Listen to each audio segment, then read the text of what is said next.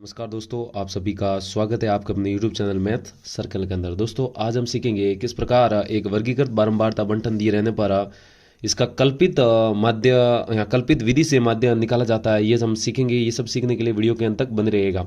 तो यहाँ पर ध्यान दीजिए, हमारे सामने सवाल दिया गया है, आमों की संख्या है और पेटियों की संख्या दी गई है। देखिए ये वर्ग अंतराल दिया गया और इनकी ही संगत बारंबारता ये देखिए 15, 110, 165, 115, 25 दी गई है और समेसन मतलब कि इन सभी बारंबारताओं का योग कितना है 400। ठीक है, अब हमें इस दिए गए बंटन का क्या ज्ञात करना है, कल्पित माध्य से माध्य ज्ञात करना है। तो उसके लिए हमें क्या करना पड़ेंगे, ये देखिए पहले आपको 3 ऐसे खाने बनाने होंगे।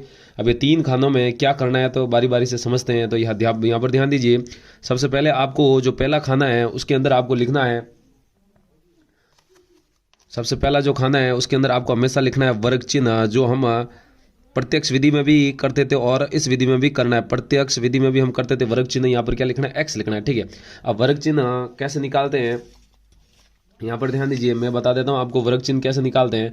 वर्ग चिन्ह बराबर होता है ऊपरी सीमा प्लस निम्न सीमा बट्टा कितना होता है 2 होता है। ठीक है, तो वर्ग चिन्ह निकालने के लिए ऊपरी सीमा प्लस निम्न सीमा बट्टा 2 होता है। अब ऊपरी सीमा क्या होता है, मान लीजिए आपको 50 से 52 कोई वर्ग दिया गया है, तो यहाँ पर ये 50 क्या हो जाएगा निम्न सीमा और ये आपका 52 क्या हो जाएगा यहाँ पर ऊपरी सीमा हो जाएगा। ठीक है, तो समझ गए। अब आपको वर्ग चिन्ह किस प्रकार निकालेंगे, ऊपरी सीमा और निम्न सीमा दोनों को जोड़ना है और 2 का भाग लगाना है। ठीक है, तो यहाँ पर आप ध्यान दे सकते हैं, ये रहा हमारे पास वर्ग रहा 50 से 52। अब इसका हमें क्या निकालना, वर्ग चिन्ह निकालना। हम क्या करेंगे, 50 और 52 को जोड़ेंगे 102 और 102 का आधा करेंगे, कितना आ जाएगा आपका 51। ठीक है, फिर हमें 53 और 55 को जोड़ना है 108, 108 का 2 बटा 108 का आधा यानी कि 2 का भाग लगाएंगे तो कितना आ जाएगा 54 आ जाएगा। कितना आ जाएगा 54, तो यहाँ पर लिख लेंगे 54।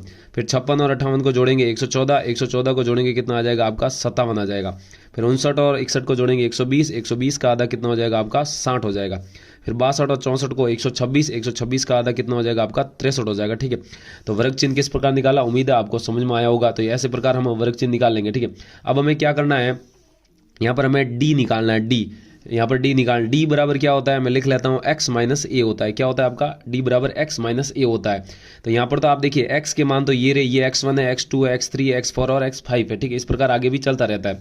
तो x तो है हमारे पास, लेकिन माइनस ए, अब ये a क्या है, तो a यहाँ पर ध्यान दीजिए मैं क्या मानता हूँ, यहाँ पर a मानता हूँ। देखिए माना, ये माना वो a का मान है, माना आपको ये अपने आप ही मानना है कि माना कल्पित माध्य, कल्पित माध्य यहाँ पर कितना है आपका a है और वो किसके बराबर होगा। तो यहाँ पर ध्यान दीजिए, जो कल्पित माध्य a है वो जो आपको मानना है वो किसके बराबर होगा, यहाँ पर आप देख सकते हैं जो आपके वर्ग चिन्ह है, वर्ग चिन्ह को ध्यान से देखिए, 51, 54, 57, 60 और 63 है। ठीक है, तो इसमें से आपको बीच वाली संख्या को क्या मानना है, a मानना है। बीच वाली संख्या को क्या मानना है, यहाँ पर a मानना है। तो यहाँ पर आप देख सकते हैं बीच वाली संख्या कितनी है, देखिए 2 ऊपर और 2 नीचे हो जाएगी, तो बीच में कितना आ गया आपका 57 आ गया। तो इसी 57 को आपको क्या मानना है, कल्पित माध्य, यानी कि आप कह सकते हैं a मानना है। क्या मानना है, a मानना है। ठीक है, तो यहाँ पर a का मान कितना आ गया आपका 57 आ गया। ठीक है, अब आपको क्या करना है, d बराबर x माइनस ए, यानी कि ये d के मान है, तो आपको d1, d2, d3, d4, d5 निकालना है। तो d कैसे निकलेगा, x माइनस ए करेंगे। ठीक है, तो यहाँ पर x का मान क्या 51 और जो 57 था हमने a का मान माना था, आप देख सकते हैं a कितना है 57। तो हम क्या करेंगे, x का मान 51 माइनस 57, यहाँ पर 51 रखेंगे और यहाँ पर 57 रखेंगे। तो 51 माइनस 57 घटाएंगे कितना आ जाएगा आपका माइनस का 6 आ जाएगा। फिर 54 माइनस 57 करेंगे कितना आ जाएगा, माइनस का 3 आ जाएगा। फिर 57 माइनस 57 करेंगे कितना हो जाएगा आपका 0 हो जाएगा। फिर 60 माइनस 57 करेंगे, देखिए ये x के मान है, इन x में से आपको a घटाना है, क्योंकि हमने ऊपर ही ऊपर क्या लिखा है कि d कैसे निकलता है x माइनस a करने से। ठीक है, तो यहाँ पर आप देख सकते हैं, तो a बराबर कितना है 57 है, तो अब ये कितना आ जाएगा 60 माइनस 57 कितना हो जाएगा 3 हो जाएगा। 63 माइनस 57 कितना हो जाएगा, 63 माइनस 57 कितना हो जाएगा 6 हो जाएगा। ठीक है, तो इतना हो जाएगा। उम्मीद है आपको समझ में आया होगा कि ये इतना किस प्रकार निकाला जाता है। ये जो खाना बना है, ये जो अंत में जो अब देखिए जो ये अंत में खाना बना है, इसका क्या करना है, अब हमें करना है f और d का मान निकालना है। थोड़ी देर पहले हमें प्रत्यक्ष विधि से पहले सिखाया था f गुणा x करते थे, लेकिन कल्पित माध्यम में क्या करना है, f गुणा d करना है। इसके करने से क्या हो जाएगा कि ये जो आप डायरेक्ट देखिए 51 गुणा 15 करेंगे, 54 गुणा 110 करेंगे, 57 गुणा 135, जो कि बहुत बड़ा जाएगा ये प्रत्यक्ष विधि से। तो हमें कल्पित विधि की जरूरत इसलिए पड़ी क्योंकि इन आंकड़ों को क्या करना है, छोटा करना है। तो देखिए जब आपको आंकड़े बड़े दिए गए हो तो हमेशा आप माध्य निकालने के लिए कल्पित विधि का आप प्रयोग करेंगे। तो यहाँ पर आप देख सकते हैं आंकड़े कितने, जो सारणी निकलेगी ये किसकी निकलेगी, एफ गुणा डी की निकलेगी, ठीक है, एफ गुणा डी। एफ का मान कहाँ है, ये रहे सारे एफ के मान, F1 F2 F3 F4 F5, ठीक है, और डी कहाँ है, डी हमने ये अभी निकाले। अब हम क्या करें, इनको डायरेक्ट क्या करना है, गुणा करना है, ठीक है।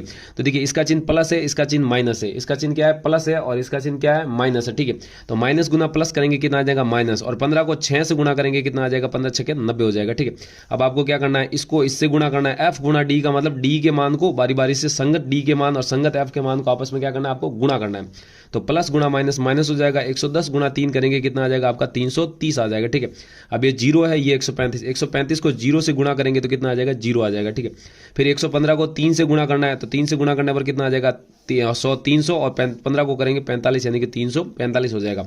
अब आपको 25 को 6 से गुणा करें, 25 छक्के कितना हो जाएगा आपका 150 हो जाएगा, ठीक है, इतना हो जाएगा। अब आपको क्या करना है, हमें यहाँ पर समेसन सिग्मा एफ डी निकालना है। सिग्मा एफ डी का मतलब इन सारे मान को क्या करना है, जोड़ना है। यहाँ पर सिग्मा एफ डी का मतलब इन सारे मान को जोड़ना है। तो यहाँ पर आप ध्यान दे सकते हैं, देखिए ये माइनस का ये प्लस का है, प्लस 300 और माइनस 300 उड़ जाएंगे, बचेगा कितना आपका माइनस का 30 बच जाएगा, ठीक है, माइनस का 30, और ये आपका प्लस का 45 करेंगे तो फिर ऊपर प्लस के 15 बचेंगे, ठीक है, प्लस के 15 बचेंगे, प्लस के 15 इन दोनों से आए। अब 150 प्लस का माइनस 90 का, 150 माइनस 90 करेंगे कितना आ जाएगा 60, और 60 और आपके ऊपर वाले 15 बचे तो टोटल कितना हो जाएगा आपका 75 हो जाएगा, कितना हो जाएगा 75, यानी कि सिग्मा एफ डी का मान कितना आया 75 आया, ठीक है। तो इतना हो जाएगा, हमारे यहाँ से सिग्मा एफ का मान 400 आ चुका है और सिग्मा एफ डी का मान कितना आएगा 75 आ गया। अब हमें क्या निकालना है, कल्पित माध्य से माध्य निकालना है। तो कल्पित माध्य से जो माध्य निकालने का सूत्र है वो मैं यहाँ पर लिख लेता हूँ आपके सामने। तो माध्य एक्स बार बराबर कितना हो जाएगा, ए प्लस सिग्मा एफ डी बट्टा में कितना हो जाएगा आपका सिग्मा एफ हो जाएगा, ठीक है। अब यहां से आप माध्य एक्स बार निकालेंगे तो माध्य एक्स बार बराबर, देखिए ए का मान कितना आया यहाँ पर 57 आया, तो 57 को 57 लिखिए, और प्लस सिग्मा एफ डी का मान कितना आया 75, तो लिखेंगे 75, और बट्टा में सिग्मा एफ का मान कितना आ जाएगा 400 आ जाएगा, कितना हो जाएगा 400। अब आप इसको सॉल्व कर लीजिए। तो यहाँ से देखिए इसको सॉल्व करने पर क्या आता है 57 प्लस, अब देखिए 75 में और इसमें भाग जा रहा है, देखिए आप अगर ध्यान से देखेंगे तो 75 का भाग 75 में 25 का भाग देखिए कितनी बार जाएगा 3 बार, और अगर ये 400 अगर 400 में 25 का भाग लगाते हैं तो कितनी बार जाएगा आपका 16 बार चला जाएगा, कितनी बार चला जाएगा 16 बार, ठीक है। 16 गुणा 25 करेंगे तो कितना आ जाएगा आपका 400 आ जाएगा, ठीक है। अब आपको 3 का भाग किसमें देना है, सॉरी अब आपको 16 का भाग 3 में देना है। तो यहाँ पर मैं 16 का भाग 3 में दे देता हूँ। तो यहाँ पर ध्यान दीजिए, ये 3 लिखा और इसके में भाग देना आपको 16 का, तो 16 का भाग 3 में नहीं जाता तो यहाँ पर दशमलव लगेगा, 16 का भाग 3 में नहीं जाता यहाँ पर दशमलव, फिर यहाँ पर 0 लग जाएगा। 16 का भाग इसमें एक बार जाएगा, कितना आ जाएगा 16 आ जाएगा, माइनस करेंगे तो 30 माइनस 16 कितना आ जाएगा 14 हो जाएगा, ठीक है। अब 16 का भाग 14 में जाता नहीं है, दशमलव लगा ही चुके तो यहाँ पर आ जाएगा 1 0, ठीक है। फिर 16 का भाग इसमें देंगे तो 16 निम्न 144 होता है, और 14 और 16 घटा देंगे तो 128 हो जाएगा, यानी कि कह सकते हैं 8 बार जाएगा, और कितना आ जाएगा आपका 128 आ जाएगा। इसको इसमें से घटाएंगे कितना आ जाएगा 12 आ जाएगा। फिर दशमलव लगा चुका है तो यहाँ पर 0 लगा लीजिए। फिर 16 का भाग इसमें दे दीजिए, आप कितनी बार चला जाएगा 112 बार, यानी कि सॉरी 112 आएगा 7 बार जाएगा, तो कितना आ जाएगा यहाँ से 112, और घटाएंगे तो कितना आ जाएगा 8 हो जाएगा। फिर 16 का भाग 8 में जाता नहीं है, 0 लगाएं। फिर 16 का भाग 80 में कितनी बार चला जाएगा 5 बार चला जाएगा। तो जब आप 16 का भाग 3 में, अब भाग देखिए समाप्त हो जाएगा, कंप्लीट चला गया। 16 का भाग 3 में देंगे तो कितना आ जाएगा 0.1875 आ जाएगा, ठीक है।